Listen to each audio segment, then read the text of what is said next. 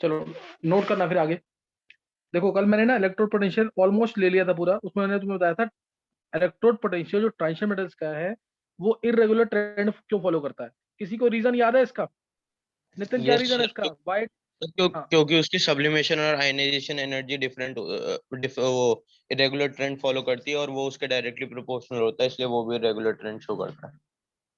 बिल्कुल सही है। अब तुम में से कोई भी जो ये बता दे कि वाई आयनेशन जी of transition metals does not follow regular trend, क्या रीजन है उसका?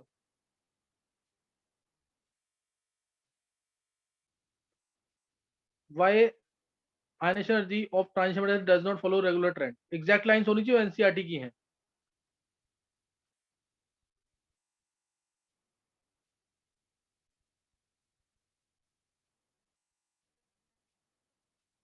नहीं याद किसी को भी?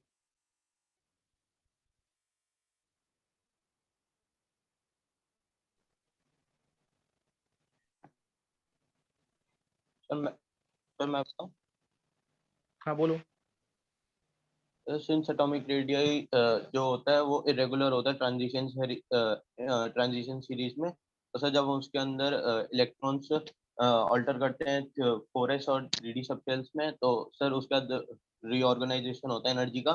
और सर वो एनर्जी इंक्रीज हो जाती है due to transfer of S electrons into the D subshell. इसलिए सर वो आयनाइजेशन एनर्जी डिफरेंटली शो करता है। देखो इसका एग्जैक्ट रीजन ना ध्यान सुन लेंगे एक बार दोबारा। वाई आयनेशन जी of transition metals follow an irregular trend. Actual में होता क्या है, जैसे ही मैं एक इलेक्ट्रॉन निकालता हूँ उसमें से तो 4s2 में से इलेक्ट्रॉन निकलेगा। सही ना? जैसे मैं एग्जांपल ले रहा हूँ टाइटेनियम की, कोई भी एग्जांपल, या वेनेडियम ले लो, द बेस्ट एग्जांपल वेनेडियम। देखो वेनेडियम के अंदर होता क्या है, आर्गन 4s2 3d3 होता है। वेनेडियम का होता है 4s2 3d3। जैसे ही इसमें से एक इलेक्ट्रॉन निकाला तो ये बन गया 4s1 3d3। अब ये इलेक्ट्रॉन ट्रांसफर हो जाता है कहाँ पे, एनर्जी दोनों की ऑल्टर होती है, और ये इलेक्ट्रॉन ट्रांसफर हो जाता है डी में, 3d4 हो जाता है। तो 3d4 होने से एक्सचेंज एनर्जी बढ़ जाती है। जैसे इसमें तुम एक्सचेंजेस देखोगे ना, टोटल एक्सचेंजेस इसके अंदर 3 आएंगे, इसके अंदर टोटल एक्सचेंजेस चेक करोगे 6 आएंगे। तो 6 एक्सचेंजेस का मतलब है कि अब एक्सचेंज एनर्जी ज्यादा रिलीज होगी। एक्सचेंज एनर्जी ज्यादा रिलीज होगी तो वो इलेक्ट्रॉन को निकालने में हेल्प करेगी। इसीलिए कहीं किसी केस में, हर केस में ये होता है कि 4s का इलेक्ट्रॉन 3d में चला जाता है। तो इसकी वजह से एक्सचेंज एनर्जी रिलीज होती है जो कि इलेक्ट्रॉन को निकालने में हेल्प करती है। और ये एक्सचेंज एनर्जी किसी केस में ज्यादा रिलीज होगी, किसी केस में कम रिलीज होगी। इस वजह से अब ये मैंने पूरा डिटेल में बता दिया तुम्हें। इसको लिखना के पेपर में कैसे लिखना है वो एनसीईआरटी की लैंग्वेज होनी चाहिए कि removal of an electron alter the relative energies. Removal of an electron alter the relative energies of 4s and 3d subshells. 4s and 3d subshells ये ऑल्टर हो जाती है, due to which there is reorganisation of energy. Due to which there is reorganisation of energy and energy is also released when electron is transferred from 4s to 3d subshell, which changes the value of ionization energy। और exchange energy किसी case में ज्यादा release होती है, किसी case में कम release होती है। इस वजह से ऐसा होता है। और कभी मैंने तुम्हें भूल जाओ तो तुम ये लिखा ना कि एटॉमिक रेडियाई का जो ट्रेंड है वो इरेगुलर है इसलिए ऐसा हुआ, तब तुम ये लिख देना एटॉमिक रेडियाई का जो ट्रेंड है वो इरेगुलर है इसलिए ऐसा हो रहा है, तब ये लिख देना तुम। या फिर Mn है, इसमें हाफ फिल्ड नेचर आ रहा है 2 इलेक्ट्रॉन निकालने के बाद। क्रोमियम भी 3+। देखो मैं अब जो चीज तुम्हें बता रहा हूँ ये याद रख लेना। मैंगनीज का 2+, बहुत सारे क्वेश्चन आएंगे जो मैंगनीज के 2+ से रिलेटेड होंगे, तो तुम्हें सिंपल लिखना है after loss of 2 electron manganese acquire stable gas confirmation of half field confirmation, ये आर्गन 3d5 बन जाता है। बहुत सारे क्वेश्चन आएंगे इससे रिलेटेड। ऐसे ही दूसरा क्वेश्चन आएगा आयरन 3+ से रिलेटेड, सेम रीजन है इसका भी। After loss of 2 electron it becomes 3 electron, it becomes half filled. Chromium का केस आता है अगर, तो तुम्हें इसमें लिखना है after loss of 3 electron. After loss of 3 electrons chromium का जो है इसके अंदर T2G हाफ फिल्ड हो जाता है। ये क्या चीज है ये आगे बताऊंगा। T2G ट्रिपली डिजनरेट कहते हैं इसको। ये हो जाता है T2G3, ये हाफ फिल्ड आ जाता है। ये एक्चुअल में आर्गन 3d3 आया ना, वो 3 इलेक्ट्रॉन से इसके T2G लेवल में जाते हैं। वो क्या होता है T2G लेवल मैं आगे बताऊंगा तुम्हें, ये इसको मैं आगे बताऊंगा तुम्हें। सही ना? T2G बिकम्स हाफ फिल्ड इसलिए ऐसा होता है, इसीलिए ऐसा हो जाता है। कोई डाउट किसी को यहाँ तक? किसी को कोई डाउट तो नहीं है?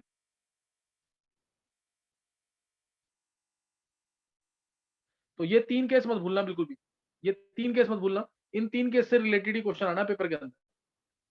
सही ना? इन 3 केस से रिलेटेड क्वेश्चन आएगा। क्वेश्चन कैसे आएगा मैं बता रहा हूँ उसको भी। जैसे chromium 2+, why it is reducing, ये रिड्यूसिंग एजेंट क्यों है या रिड्यूसिंग क्यों है? वेयर Mn3+ इज ऑक्सीडाइजिंग, क्या लिखेंगे रीजन ये? Chromium sir 2+ is chromium, reducing whereas, बोल Shiva. sir, after release of one electron from chromium, it acquire T2G3 states, and after taking one electron, Mn2+ acting as stable configuration. देखो एक बार सुन लेंगे। शिवा तेरा answer सही है, थोड़ा language में दिक्कत है। क्रोमियम 2+ है, इसकी स्टेबल स्टेट +3 है, क्योंकि क्रोमियम 3+ होता है T2G3 which is half filled. तो क्रोमियम 2+ इसलिए इलेक्ट्रॉन आसानी से लूज करेगा, because after loss of this electron it becomes half filled, T2G becomes half filled. Chromium 3+ is more stable, ये ज्यादा स्टेबल है इसलिए। Whereas Mn3+ will gain 1 electron, ये इलेक्ट्रॉन गेन करेगा, ये इलेक्ट्रॉन गेन करेगा and will acquire stable gas and will acquire half filled configuration of argon 3d5, half filled configuration आ जाएगी, इस वजह से ऐसा होगा। सही है, इसलिए ऐसा होगा। बात समझ आ गई कि नहीं है? Chromium 2+ is a good reducing agent because chromium 3+ is more stable, and this state of 3+ is acquired by loss of one electron. Why chromium 3+ is more stable? Because in this T2G is half filled, whereas in case of Mn3+ is oxidizing because after gaining one electron it requires half filled configuration of argon 3d5। समझिए कि नहीं? ये दो question भूलना नहीं है, जैसे ये ऐसे भी आता क्वेश्चन इसी फॉर्म में। क्वेश्चन ये मैं दोबारा लिख रहा हूं उसको, ये एक तरीका बता दिया मैंने क्वेश्चन आने का। दूसरा तरीका ऐसे आता question, E not value of जिसका दूसरा क्वेश्चन ऐसे आएगा। देखो क्रोमियम 3+ से chromium 2+, E not of Fe3+ से Fe2+, नहीं फिर ये लेंगे Mn3+ से Mn2+।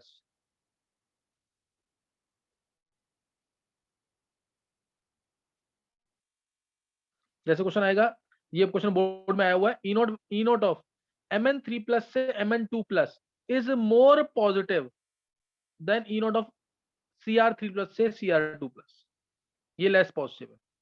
या ई नॉट ऑफ Fe3+ से Fe2+, दो सेट में आया था क्वेश्चन ये बोर्ड में। एक में आया कि ई नॉट ऑफ Mn3+ से Mn2+ is more positive than E not of Cr3+ से Cr2+।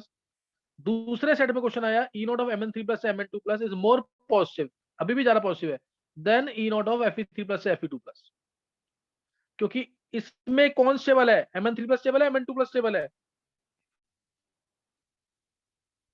Mn2+। बोलो। Mn2+ स्टेबल है, इसलिए रिएक्शन फॉरवर्ड में ज्यादा जाएगी, तो इसकी वैल्यू क्या होगी? ज्यादा पॉजिटिव। ई नॉट की वैल्यू क्या हो जाएगी? ज्यादा पॉजिटिव। और Cr3+ से Cr2+ में कौन स्टेबल है? Cr3+। हाँ, तो इसमें क्या है? D5 हाफ फिल्ड, एक वर्ड में। इसमें T2G हाफ फिल्ड, एक वर्ड में आंसर। और इसमें कौन स्टेबल है? रिएक्टेंट की प्रोडक्ट Fe3+ से Fe2+ वाले में। Fe3+। Fe3+ हाफ फिल्ड है ना, यही तो केस लिखे है नीचे मैंने, देखो यही तो लिखा है। ये इधर Mn2+ स्टेबल है, तो रिएक्शन फॉरवर्ड में ज्यादा जाएगी, ज्यादा पॉजिटिव वैल्यू। इधर 3+ से 2+, 3+ ज्यादा स्टेबल है, इधर 3+ ज्यादा स्टेबल, इधर 2+ ज्यादा स्टेबल, इधर रिएक्टेंट, इधर प्रोडक्ट, इसलिए रिएक्शन ज्यादा जाएगी फॉरवर्ड। आगे समझ के नहीं है? ये समझ आ गया कि नहीं? दो तरीके से क्वेश्चन पूछा है, दोनों तरीके से समझ आना चाहिए।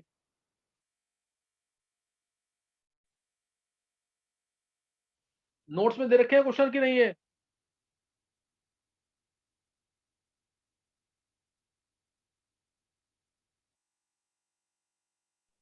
है सर, शिवा है सर नोट्स में। यस सर है। फिर ये नोट कर लेना, दोनों क्वेश्चन इंपॉर्टेंट है। 3 केस ये जरूर याद रखना, भूलना नहीं बिल्कुल भी। Mn2+ ज्यादा स्टेबल, D5 कॉन्फ़िगरेशन। Fe3+ ज्यादा stable, D5 configuration half filled. Cr3+ ज्यादा stable, T2G half filled. T2G half filled, ये ध्यान रख लेना इसमें। अब ऑक्सीडेशन स्टेट हम टॉपिक जो कर रहे हैं, ऑक्सीडेशन स्टेट स्कैंडियम है, टाइटेनियम है, वेनेडियम है, क्रोमियम है, मैंगनीज है, आयरन है, कोबाल्ट है, निकल है, कॉपर है, जिंक है। ये है, ये इसकी स्टेट तुम्हें सबको पता है कि ये +2 से +7 तक स्टेट जाती है। सबसे ज्यादा वेरिएबल स्टेट शो करता है मैंगनीज, फिर इसकी +2 से +6 तक जाती है, थोड़ी कम वेरिएबिलिटी। इसकी +2 से +5 जाती है, और कम वेरिएबिलिटी। +2 से +4 तक जाती है, और ये कोई वेरिएबल स्टेट शो नहीं करता। Scandium non typical transition element है। इधर +2 भी है, +3 भी है, +4 भी है, और +6 है। इधर +2 +3 +4 है, इधर +2 +4 है। यहाँ पे कॉपर में तो +1 +2 है, और इधर सिर्फ +2 है, कोई वेरिएबल स्टेट्स नहीं है। तो ये भी नॉन टिपिकल ट्रांजिशन एलिमेंट है, ये भी नॉन टिपिकल। थर्ड और ट्वेल्थ ग्रुप क्या है? Non typical transition element. अब ये पहला क्वेश्चन कि ये वेरिएबल स्टेट्स क्यों शो कर रहे हैं। पहला question, why they are showing variable states, क्या रीजन होता है इसका? ट्रांजिशन मेटल्स की वेरिएबल स्टेट्स क्यों है? ज्यादा वेरिएबल है लेंथेनाइड्स और एक्टिनोइड्स से। तो पहला तो क्वेश्चन यही आएगा simple, why transition metals show variable oxygen. देखो डीएनएफ चैप्टर पढ़ते हैं ना, लाइन याद मत रख लेना हमेशा के लिए। इसका कोई क्वेश्चन आता है ना, एक आंसर तो होता ही होता है, ड्यू टू इनकम, जो भी प्रॉपर्टी ये शो करते हैं, due to incomplete D subshells and unpaired electrons. कुछ नहीं आता ना पेपर में ये लिखाना, ऐसे बोल देते हैं कि इसमें कुछ ना कुछ मार्क्स तो मिलेंगे। 99% आंसर यही होता है। लेकिन अभी तुम्हें कंसेप्ट के थ्रू करना है। Scandium, titanium, vanadium, chromium, manganese, iron, cobalt, nickel, copper, zinc, why these elements they are showing variable oxygen state. तो क्या रीजन है इसका? ये मैंने तुम्हें पहले भी बताया हुआ है। इनके अंदर इलेक्ट्रॉन्स की फिलिंग होती है n-1d 1 to 10, ns 1 to 2 या 0 to 2। ये था क्योंकि n-1d, अब इसके अगर मैं 3D सीरीज की बात कर रहा हूं तो ये 3D 1 to 10 है, 4s 1 to 2 है। 3D सीरीज के अंदर 3D और 4s सबशेल में एनर्जी डिफरेंस होता है कम। जब एनर्जी डिफरेंस कम है तो मान लो मुझे लोअर स्टेट्स चाहिए, तो मैं s के इलेक्ट्रॉन्स को एक्साइट कर दूंगा। +1 चाहिए या +2 चाहिए, तो s के इलेक्ट्रॉन्स को एक्साइट कर दिया। और हायर स्टेट के लिए इससे भी इलेक्ट्रॉन एक्साइट हो सकता है, क्यों? क्योंकि दोनों में एनर्जी डिफरेंस कम है। मान लो मेरे को इसको एक्साइट करने में 100 किलो जूल की एनर्जी देनी पड़ रही है, और इसको एक्साइट करने में 200 किलो जूल देनी पड़ रही है, तो क्या 3D से इलेक्ट्रॉन निकल सकता है बाहर? नहीं निकलेगा ना, एनर्जी बहुत ज्यादा है।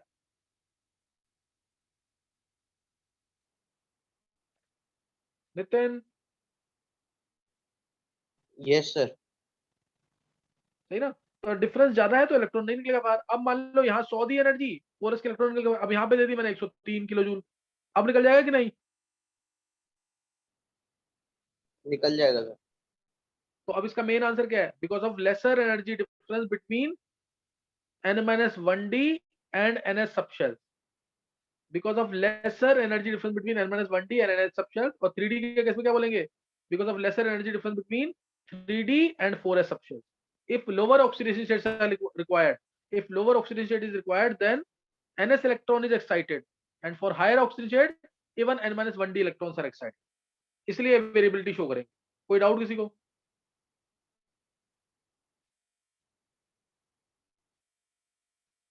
समझ आ गया कि नहीं? ये इंपॉर्टेंट क्वेश्चन है, इसका आंसर ये लिख के आना पेपर में,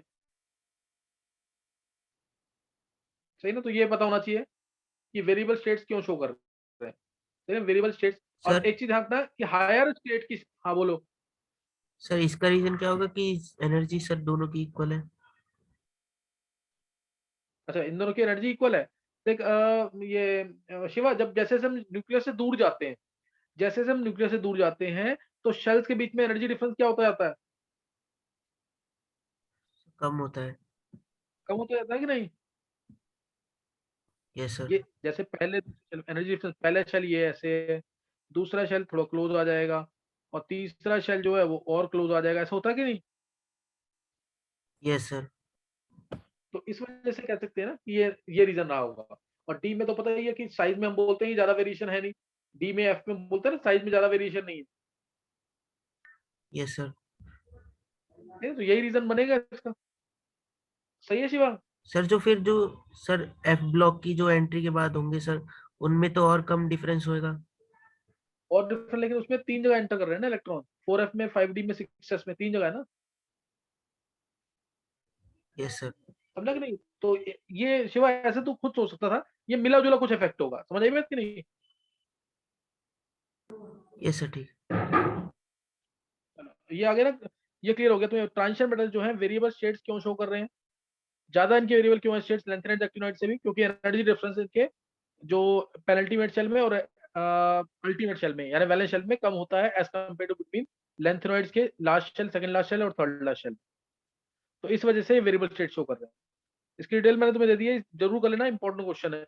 अब इनमें तुम्हें दिख रहा है कि ज्यादा सबसे मैक्सिमम फॉर्म में कौन सी स्टेट शो हो रही है, +2 है ना, +2 स्टेट सबसे ज्यादा कौन सी स्टेट शो हो रही है, +2 देखो, +2 9 जगह आ रही है,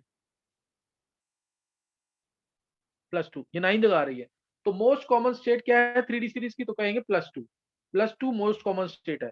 अब +2 की स्टेबिलिटी, ये एनसीईआरटी की बुक में 2 बार दे रखा है क्वेश्चन, +2 की स्टेबिलिटी का वेरिएशन कैसे है, +2 की स्टेबिलिटी का वेरिएशन कैसे है। तो पहला तो यह आएगा आंसर इसका, +2 की स्टेबिलिटी का वेरिएशन। जैसे जैसे हम 3D सीरीज में जाएंगे, जैसे जैसे हम 3D सीरीज में जाएंगे, तो number of half filled D orbital, मैं डी सबशेल की बात नहीं कर रहा, हाफ फिल्ड डी ऑर्बिटल, वो क्या होते जाएंगे, एक एक इलेक्ट्रॉन बढ़ता जाएगा।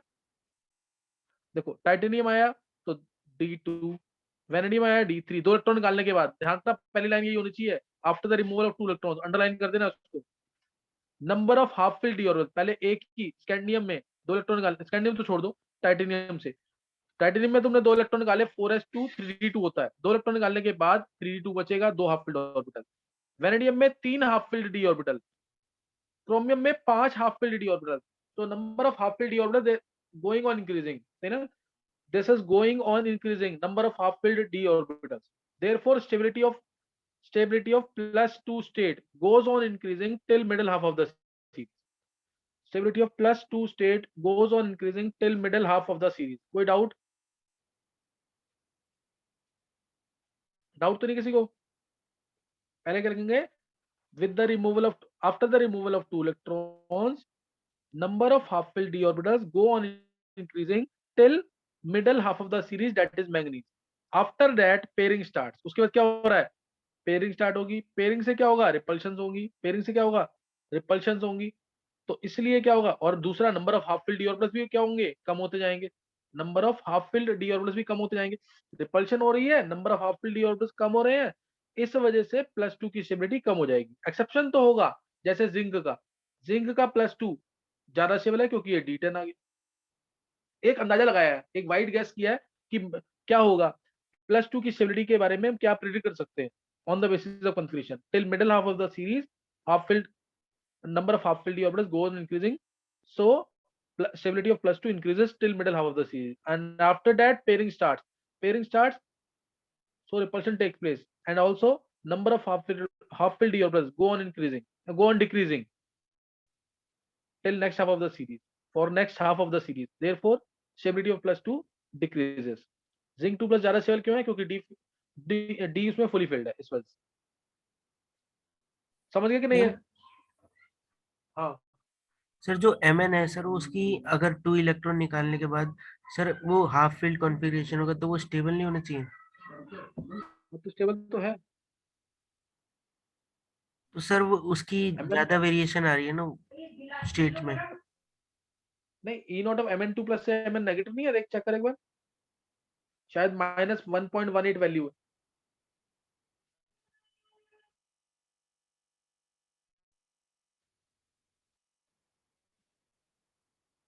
सही है शिवा? Yes sir. तो ये Mn2+ स्टेबल है, Mn2+ जो है स्टेबल है, क्यों, क्योंकि इसका आर्गन 3d5 कंफिगरेशन है, इसको भूलना नहीं बिल्कुल भी।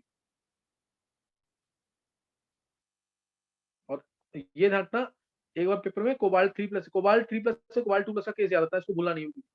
ई नॉट ऑफ कोबाल्ट 3+ से कोबाल्ट 2+, मैं एक बार लिख देता हूँ जरा, कोबाल्ट 3+ से cobalt 2+, E not of values तुम लोग खुद चेक कर लेना, Mn3+ से Mn2+, E not of Fe3+ से Fe2+, और ई नॉट ऑफ क्रोमियम 3+ से क्रोमियम 2+। इसमें रिएक्टेंट स्टेबल, इसमें रिएक्टेंट स्टेबल D5, इस वाले केस में प्रोडक्ट स्टेबल, इसमें प्रोडक्ट स्टेबल, दोनों में प्रोडक्ट स्टेबल है। इसकी वैल्यू सबसे ज्यादा है, ध्यान रखना। तुम कुछ भी कह लो उसके अंदर कि इसमें आयन एनर्जी कम लग रही होगी, हाइड्रेशन एनर्जी ज्यादा होगी, कुछ भी है। 1.97 वोल्ट है इसकी वैल्यू। ये एक बार क्वेश्चन आया हुआ उसमें IIT के मेंस के पेपर में, उसके इसमें Mn2+ भी आंसर था कि हर किसी ने Mn2+ मार्क किया था। आंसर है कोबाल्ट 2+ है, कोबाल्ट 2+ आंसर है इसका, सही ना। तो इसको जरूर याद रख लेना, ये एक्सेप्शनल केस में पूछा हुआ है IIT मेंस के पेपर में, अदरवाइज बोर्ड में तो ये 3 केस आते हैं। इसकी 1.97 वोल्ट है, कोबाल्ट 2+ मोस्ट स्टेबल है, लेकिन अगर किससे बन रहा है 3+ से, ऐसा मत सोचना कि कोबाल्ट 2+ से कोबाल्ट की वैल्यू बता रहा हूँ, ये गलती मत कर देना बिल्कुल भी, ये वैल्यू कुछ चेंज होगी। मैं बात कर रहा हूँ 3+ से अगर 2+ बन रहा है तो इसकी वैल्यू 1.97 वोल्ट है, यानी 3+ है तो आसानी से वो 2+ में कन्वर्ट हो जाएगा। याद रहेगा ये? Yes sir. इसको नहीं भूलना, बिल्कुल इंपॉर्टेंट चीज है। नेक्स्ट है, नेक्स्ट अब आ जाएगा इसके अंदर, जैसे अब मैंने ये तुम्हें क्वेश्चन बता दिया, स्टेबिलिटी ऑफ +2 का वेरिएशन कैसे होगा, और क्रोमियम 3+ क्रोम 2+ रिड्यूसिंग है, Mn3+ ऑक्सीडाइजिंग है, ई नोट वैल्यू से रिलेटेड क्वेश्चन बता दिया। फिर एक क्वेश्चन बनता है कि हाँ ये बहुत इंपॉर्टेंट क्वेश्चन है, कॉपर प्लस, ये एनसीईआरटी का क्वेश्चन है, ये अनस्टेबल क्यों होता है एक्वा सॉल्यूशन, अनस्टेबल क्यों क्यों एक्वा सॉल्यूशन, क्या रीजन आएगा इसका? कॉपर प्लस पानी के अंदर डालते ही ना डिस्प्रोपोर्शनेट कर जाता है कॉपर 2+ में और कॉपर के अंदर, और कॉपर 2+ साइज छोटा है, size small, highly hydrated, paper में ये लिखे आना answer, size small highly hydrated, ये लिखे आना आंसर। लेकिन एक्चुअली होता क्या है, देखो कॉपर प्लस है, इसने अपना इलेक्ट्रॉन लूज किया, एक एक्वा सॉल्यूशन की बात कर रहा हूं, इसने अपना इलेक्ट्रॉन लूज किया, कॉपर ये आ गया कॉपर 2+। अब जो इलेक्ट्रॉन इसने लूज किया है, वो इलेक्ट्रॉन गेन करने के लिए दो आयंस हैं, एक कॉपर प्लस है और एक पानी के अंदर H+ भी होगा। कौन इलेक्ट्रॉन गेन करेगा जल्दी इन दोनों में से? कॉपर। कॉपर की copper plus? Copper plus. Sir copper plus. सही ना, कॉपर प्लस जल्दी गेन करेगा, नेचुरल सी बात है। Copper is less reactive than hydrogen, इसलिए कॉपर प्लस तो इलेक्ट्रॉन गेन कर सकता है ना, ताकि कॉपर स्टेबल वाला बन जाए। कॉपर लेस रिएक्टिव था, तो इसलिए इसी इसी वजह से कॉपर प्लस डिस्प्रोपोर्शनेट करके कॉपर 2+ और कॉपर देता है, साथ में H2 गैस नहीं देता। अगर इसी की जगह क्रोमियम होता ना, क्रोमियम, तो ये क्वेश्चन आता है, ये ज्यादा बेटर क्वेश्चन होगा, क्रोमियम 2+ डिस्प्रोपोर्शनेट क्यों नहीं करता? तो आपको समझ आ गया क्यों नहीं करता होगा ये? क्योंकि ये क्रोमियम 3+ बनाएगा, ज्यादा स्टेबल है पानी के अंदर, साथ में इलेक्ट्रॉन रिलीज करेगा। ये इलेक्ट्रॉन कौन गेन करेगा, क्रोमियम 2+ की H+? H+। अब H+ गेन करेगा ना, तो इसलिए साथ में इसके H2 गैस मिलती है। कोई डाउट तो नहीं किसी को? किसी को कोई डाउट तो नहीं है? चलो ये तुम्हें समझ आ गया फिर, सही ना, ये सबको समझ आ गया। फिर अब एनसीईआरटी के क्वेश्चन है कि D1 कंसंट्रेशन अनस्टेबल क्यों होती है, D1 कंसंट्रेशन अनस्टेबल क्यों है ट्रांजिशन मेटल्स के अंदर? बहुत सिंपल सी बात, एक इलेक्ट्रॉन और लूज करने के बाद कौन सी कंसंट्रेशन आ जाएगी? आर्गन 4s2 3d1 ले लो, ये इलेक्ट्रॉन भी लूज हो जाएगा, it will acquire noble gas concentration. ये इलेक्ट्रॉन भी लूज हो जाएगा तो क्या हो जाएगा? It will acquire noble gas concentration, इसलिए अनस्टेबल है। फिर और क्वेश्चन एनसीईआरटी के अंदर है, एनसीईआरटी के क्वेश्चन सारे ये कि तुम ऑक्सो एनायंस के नाम बताओ, ऐसे ऑक्सो एनायंस मींस एनायन तो हो ही, साथ में ऑक्सीजन प्रेजेंट हो, ऐसे ऑक्सो एनायंस के नाम बताओ जिसमें जो ग्रुप नंबर है सेंट्रल एटम का, वही उसकी ऑक्सीडेशन स्टेट है, जो ग्रुप नंबर है वही उसकी ऑक्सीडेशन स्टेट है। तो उस केस में ऑक्सो एनायंस कौन कौन से आ जाएंगे? बोलो कौन से ऑक्सो एनायंस है ऐसे?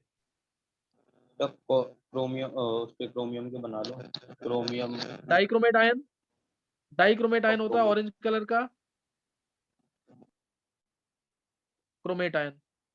ये भी दोनों की स्टेट +6 है, +6 state group number 6, +6 state group number 6, ऐसे ही। और और बताओ कौन से हो सकते हैं, सोच के बताओ जरा।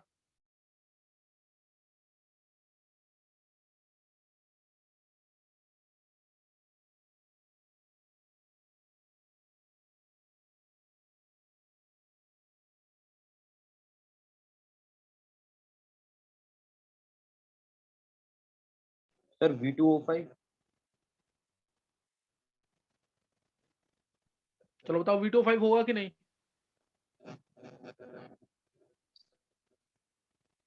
तो सर वो एनायन नहीं V2O5 होगा। होगा कि नहीं? हाँ, V2O5 एनायन एनायन ही नहीं है, वो तो एनायन ही नहीं है ना, वो कैसे हो जाएगा? और सोच के बताओ।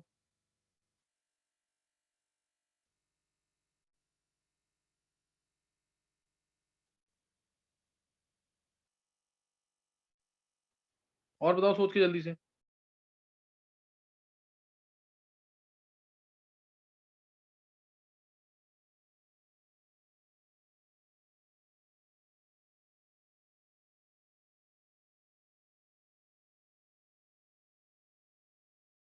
Sir MnO4 minus.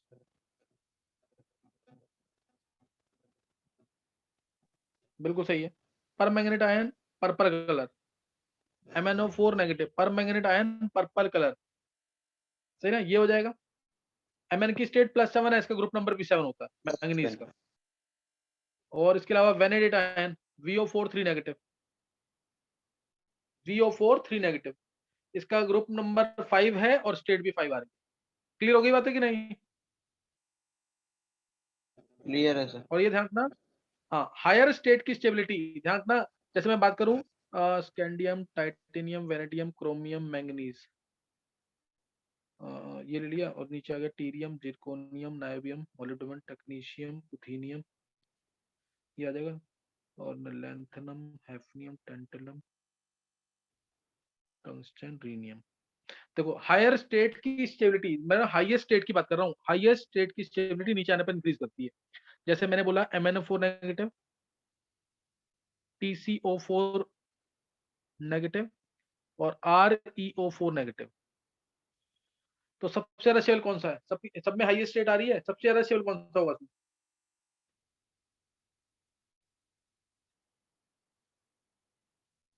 हाई, ये ऑब्जेक्टिव के क्वेश्चन है, पूछे हुए पेपर में। हाईएस्ट स्टेट की स्टेबिलिटी नीचे आने पर क्या करती है? इंक्रीज करती है। सबसे ज्यादा स्टेबल कौन सा होगा? Sir Re4 minus. ReO4 negative सबसे ज्यादा स्टेबल ये ना, इसी वजह से तो MnO4 नेगेटिव को स्ट्रॉन्गेस्ट ऑक्सीडाइजिंग एजेंट बोला गया है, क्योंकि ये बहुत ज्यादा स्टेबल नहीं है। बात समझ आ गई कि नहीं?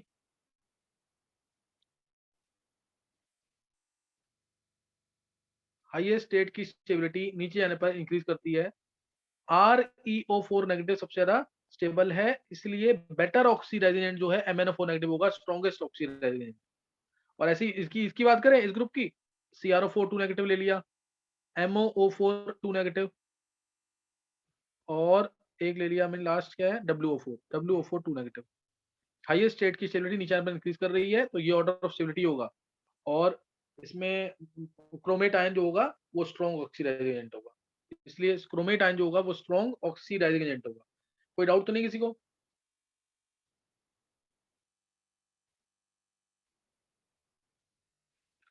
समझ आ गया यहाँ तक? Yes sir. चलो अगला क्वेश्चन है, अगला क्वेश्चन है जो नेक्स्ट क्वेश्चन के, हाँ ये वाले देखते हैं कि जो हाईएस्ट स्टेट है वो ऑक्साइड्स और फ्लोराइड्स में ही क्यों शो होती है? हाईएस्ट स्टेट इज एग्जिबिटेड या shown only by only in oxides and fluorides. Oxides और फ्लोराइड्स में ही हाईएस्ट स्टेट क्यों एग्जिस्ट करती है? एक ही क्वेश्चन। या ऑक्सो एनायंस के अंदर ही तुम्हें दिख रहा है कि ऑक्सो एनायंस के अंदर ही हायर स्टेट आ रही है, क्यों हो रहा है ऐसा? सर क्या रीजन हो इलेक्ट्रोनेगेटिव। सकता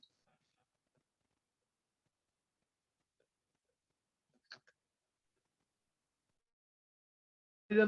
क्या रीजन होगा इसका? ऑक्साइड, तुम कोई भी एग्जांपल चेक कर लो, V2O5 कोई भी एग्जांपल चेक करोगे ना, तो हाईएस्ट स्टेट किस में आ रही है? ऑक्साइड्स के अंदर या फ्लोराइड्स के अंदर। ऑक्सो एनायंस में VO4 3 negative, MnO4 negative, highest state is shown mainly in oxides and fluorides.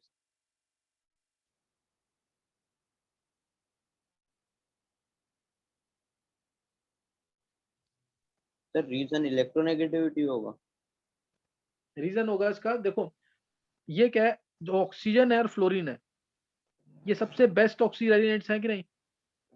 इनको यस। पावरफुल से पावरफुल ऑक्सीजन, हाँ, ऑक्सीजन, जैसे MnO4 नेगेटिव भी ऐसा नहीं है O2 माइनस को O2 में कन्वर्ट कर देगा, F माइनस को F2 में कर ही नहीं सकता MnO4 नेगेटिव भी। ये खुद ही क्योंकि बहुत अच्छे ऑक्सीडाइजिंग एजेंट है, oxygen and fluorine they are most electronegative and best oxidising agents, so they can easily excite valence electrons of any element to its higher state, समझे कि नहीं? है ऑक्सीजन और फ्लोरीन सबसे अच्छे ऑक्सीडाइजिंग एजेंट्स हैं, better, बहुत इलेक्ट्रोनेगेटिव है, बेटर ऑक्सीडाइजिंग एजेंट्स हैं, इसलिए ये आसानी से किसी भी एलिमेंट के वैलेंस इलेक्ट्रॉन्स को हाईएस्ट स्टेट तक ले जा सकते हैं। ये रीजन है इसका।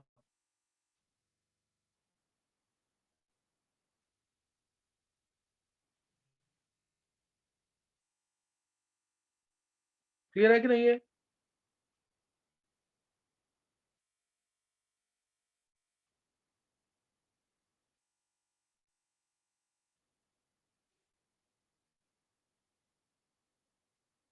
क्लियर है सर। तो ये ध्यान रखना, ये आएगा क्वेश्चन कि हाईएस्ट स्टेट ऑक्साइड्स में या इसमें क्यों शो हो रही है। अच्छा मैं पूछूं अगला क्वेश्चन, एक तो मैंने बता दिया, लाइन याद रख लेना, ऑक्सीजन फ्लोरीन ज्यादा इलेक्ट्रोनेगेटिव है, किसी भी एलिमेंट की हाईएस्ट स्टेट को लेके आ सकते हैं। मैं तुमसे पूछूं ऑक्सीजन हाईएस्ट स्टेट जल्दी लेके आएगा कि fluorine? Which has more tendency to bring out the highest state, oxygen और फ्लोरीन? Sir oxygen. ऑक्सीजन क्यों? सर मल्टीपल बॉन्ड्स बना लेता है ना। बिल्कुल सही है, परफेक्ट आंसर है ये। ध्यान रखना, हर किसी के दिमाग में फ्लोरीन आता है, फ्लोरीन गलत आंसर है।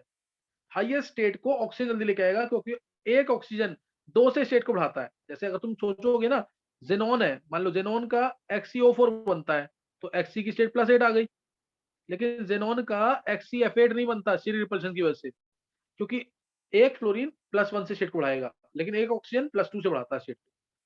एक लाइन में लिखेंगे, ऑक्सीजन 2 लेस इलेक्ट्रोनेगेटिव है, but yet it can bring out highest state more readily as compared to fluorine, because in case of fluorine there is in case of oxygen there is multiple bonding. One oxygen can bring the state, can increase the state to +2 state, can increase the state up to +2, एक oxygen +2 state तक बढ़ाता है, लेकिन fluorine जो है वो एक fluorine आएगा तो +1 स्टेट ही बढ़ेगी। कोई doubt?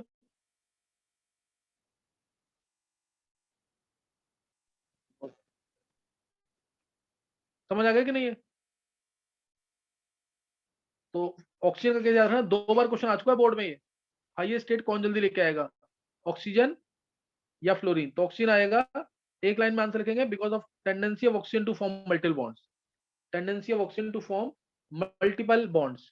Next question, lowest oxide जो होती है किसी भी मेटल की, लोएस्ट ऑक्साइड जैसे MnO, तो वो बेसिक होती है। हाईएस्ट ऑक्साइड जो होती है Mn2O7, वो एसिडिक होती है। और बीच वाली जैसे MnO2 है या Mn2O3 है, Mn2O3 हालांकि इधर बेसिक है, लेकिन MnO2 क्या है, एम्फोटेरिक। बता रखा है ये एम्फोटेरिक कौन कौन से होते हैं? एम्फोटेरिक मेटल्स कौन कौन से पता है? यस सर, सुनो जनाब वाली वेज पंजाबी। बिल्कुल बिल्कुल, हाँ वो कर लेना जरूर। MnO2 यहाँ पे एम्फोटेरिक है, बाकी क्या है, बेसिक। तो लोएस्ट ऑक्साइड तुम्हें दिख रहा है कि बेसिक है, हाईएस्ट ऑक्साइड एसिडिक है, तो इसका क्या आंसर आएगा? अगर लोअर ऑक्साइड है तो उसमें मेटल अपनी लोअर स्टेट में होगा, +2 में है, +2 में है तो इलेक्ट्रॉन लूज करता है, इलेक्ट्रॉन जो लूज करता है वो क्या होता है, बेस। और हायर ऑक्साइड में मेटल अपनी हाईएस्ट स्टेट में होगा, वहां पे वो इलेक्ट्रॉन गेन कर सकता है, तो क्या होगा, एसिडिक। आया समझ की नहीं है? एग्जांपल देके समझा देना, जैसे CrO क्या है, बेसिक, Cr2O3, CrO5, Cr2O3 हमारा क्या है, Cr2O3 है एम्फोटेरिक, एम्फोलाइट भी कह सकते हो, एम्फीप्रोटिक भी कह सकते हो, एक ही टर्म है ये, सही ना। लेकिन जो CrO5 है वो एसिडिक है, ये एसिडिक है। समझ गए कि नहीं है? लिख लोगे आंसर इसका कि नहीं?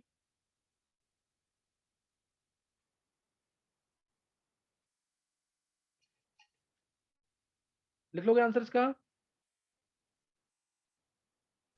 सर Cr2O7 K2Cr2O7 क्या है? K2Cr2O7 है ना,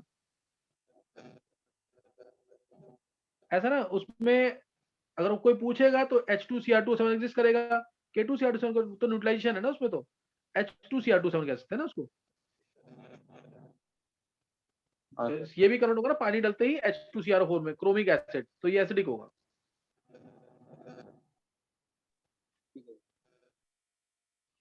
ये समझ आ गया कि नहीं? लोअर ऑक्साइड बेसिक क्यों है? क्योंकि लोअर ऑक्साइड में मेटल अपनी लोअर स्टेट में होगा, लोअर स्टेट में वो इलेक्ट्रॉन लूज कर सकता है, इसलिए वो बेस का काम करेगा।